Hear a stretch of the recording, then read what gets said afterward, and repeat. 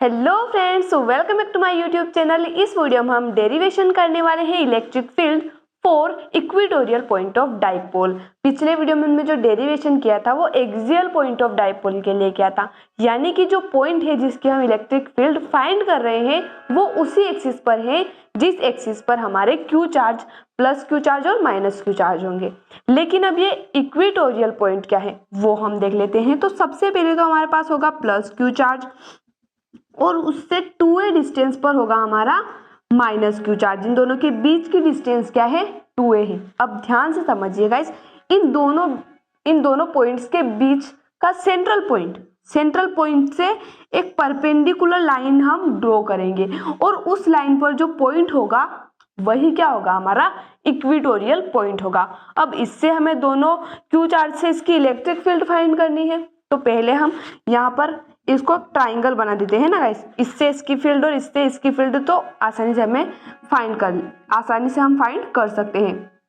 तो यहाँ पर हमने ऐसा ट्राइंगल जैसा बना लिया। अब जो पॉइंट है वो सेंटर से r डिस्टेंस पर है। पिछली बार भी जो हमने किया था सेम वैसा ही है, यहाँ पर भी r डिस्टेंस पर है और ये 2a है, यानी कि ये a होगा और ये भी क्या होगा? a होगा। यहां तक बात क्लियर है गाइस। अब ये एक राइट एंगल ट्राइंगल हमें दिख रहा है, ये हमारा क्या है? परपेंडिकुलर है, ये बेस है, तो हाइपोटेनियस क्या हो जाएगा? Root are square plus A square. और same as it is here होगा, साइड्स पूरी क्या है? सेम है, तो are square plus A square हो जाएगा। और क्या दिख रहा है हमें? यहाँ पर एंगल दिख रहा है, तो ये एंगल क्या हो जाएगा? थीटा हो जाएगा। तो थीटा है, ये भी थीटा हो जाएगा, क्योंकि दोनों साइड इक्वल है और इक्वल साइड के अपोजिट एंगल्स भी क्या होते हैं? इक्वल होते हैं। 10th क्लास भूल तो नहीं गए गाइस? हाँ, वही जो मैथ्स में हमने पढ़ा था ट्राइंगल वाला चैप्टर, उसी में ये है कि अगर साइड्स इक्वल है तो अपोजिट एंगल्स भी क्या होंगे? इक्वल होंगे। अब देखिए गाइस, ये हमारा प्लस क्यू चार्ज है और ये हमारा माइनस क्यू चार्ज है, और ये जो टेस्ट चार्ज हमने लिया है, यानी कि जिसके हम इलेक्ट्रिक फील्ड फाइंड कर रहे हैं, वो पॉजिटिव है। तो पॉजिटिव एक दूसरे को क्या करते हैं? रिपल करते हैं। Same charge ripple each other, तो इसकी जो डायरेक्शन होगी वो इस डायरेक्शन में होगा। और अगर हम माइनस क्यू चार्ज की बात करें तो अपोजिट चार्ज एक दूसरे को अट्रैक्ट करते हैं, यानी कि यहाँ से ये जो पॉइंट होगा वो इस तरफ आना चाह रहा है, तो उसकी डायरेक्शन क्या हो जाएगी? ये हो जाएगी। अब ये क्या है?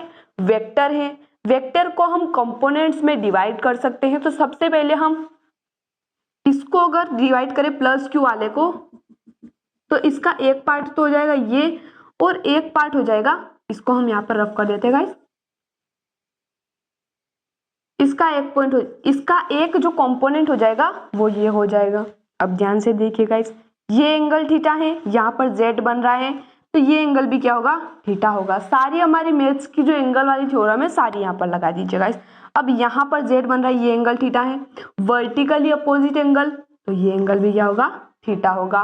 यहाँ पर भी जेड बन रहा है, यानी कि ये एंगल भी क्या होगा? थीटा होगा।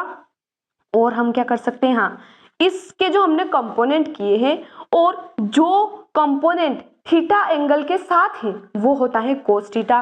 और हम प्लस क्यू चार्ज की बात करें, यानी कि electric field plus Q charge क्या हो जाएगा? यहाँ पर कोस थीटा हो जाएगा। और इस electric field plus Q charge के लिए जो कंपोनेंट थीटा के साथ नहीं है वो क्या हो जाएगा? साइन थीटा हो जाएगा, यानी कि E plus Q sine theta. यहां तक बात क्लियर है गाइस? आराम से समझिए, पूरी डिटेल आपको क्लियर हो जाएगी। एक दो बार आप प्रैक्टिस करेंगे इस डेरिवेशन की तो आसानी से क्लियर हो जाएगी। अब देखिए गाइस, इस वेक्टर के हमने दो पार्ट कर लिए, कोस थीटा और साइन थीटा। अब ये जो माइनस क्यू वाला वेक्टर है इसके भी हम दो कंपोनेंट करेंगे। ये एक तो ये होगा, सेम इसी डायरेक्शन में होगा, क्योंकि इसके दो कंपोनेंट कर रहे हैं, एक तो ये और एक ये। थीटा के साथ वाला क्या हो जाएगा? माइनस क्यू है तो electric field for minus Q cos theta हो जाएगा, थीटा के साथ है। और ये थीटा के साथ नहीं है, यानी कि electric field minus Q sine theta.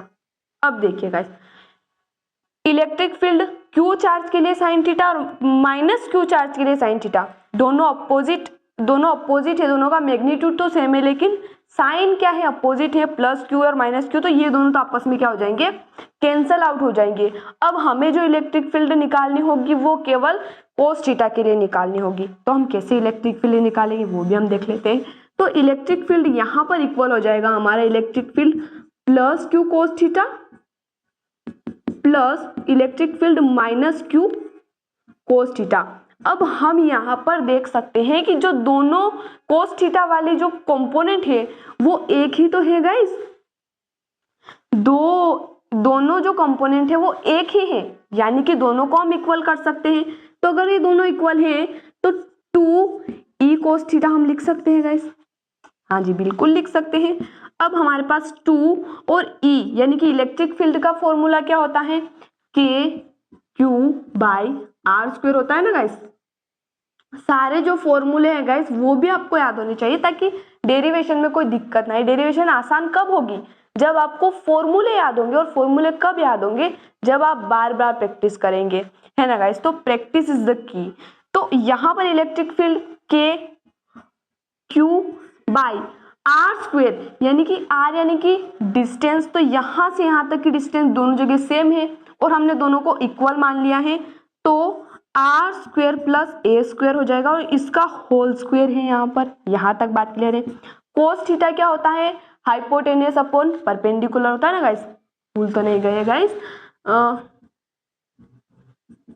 H B, ये क्या होता है cos theta, base upon hypotenuse होता है। बेस क्या है हमारा ए होता है और हाइपोटेनियस क्या है guys, root are square plus A square. ये है ना guys sine theta cos theta को याद करने की ट्रिक होती है, वही हमने यहाँ पर लिख दी है। तो यहाँ पर हमने कोस थीटा भी निकाल लिया, अब इसको सॉल्व कर लेते हैं गाइस। तो 2k q by r square plus A square under root के अंदर है, स्क्वायर से अंडर रूट कैंसिल हो जाएगा, तो यहाँ पर क्या हो जाएगा आर स्क्वायर प्लस ए स्क्वायर हो जाएगा, into a by root are square plus A square. इसको थोड़ा सा हम यहाँ पर सॉल्व कर लेते हैं। इसको आप नोट कर लीजिए गाइस, क्योंकि बहुत ज्यादा रामायण आपको अगर नोट नहीं करेंगे तो क्लियर नहीं हो पाएगा गाइस।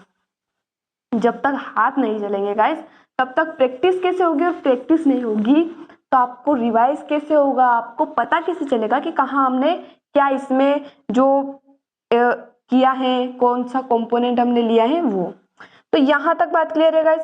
अब हम 2qa यानी कि इसको हम 2a इंटू क्यू लिख सकते हैं, और वो क्या होता है हमारा डाइपोल मोमेंट होता है, यानी कि इसको हम लिख सकते हैं kp बाई क्या हो जाएगा, देखिए गाइस आर स्क्वायर प्लस ए स्क्वायर की पावर यहाँ पर 1 है और आर स्क्वायर प्लस ए स्क्वायर की पावर यहाँ पर 1/2 है। अंडर रूट लगा हुआ है यानी कि हाफ पावर है, और 1/2 प्लस 1 क्या होता है, हाँ 3/2 होता है ना गाइस। तो are square plus A square की पावर क्या हो जाएगी 3/2 हो जाएगी।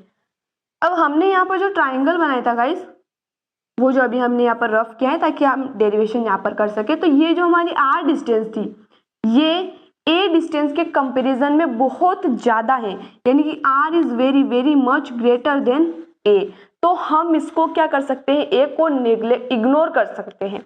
तो अगर हम ए को इग्नोर करेंगे तो हमें इलेक्ट्रिक फील्ड मिल जाएगी kp बाय इसकी, ए को हम हटा रहे हैं तो आर की पावर क्या हो जाएगी 2 इंटू 3/2 यानी कि 3 हो जाएगी, तो आर क्यूब हो जाएगी।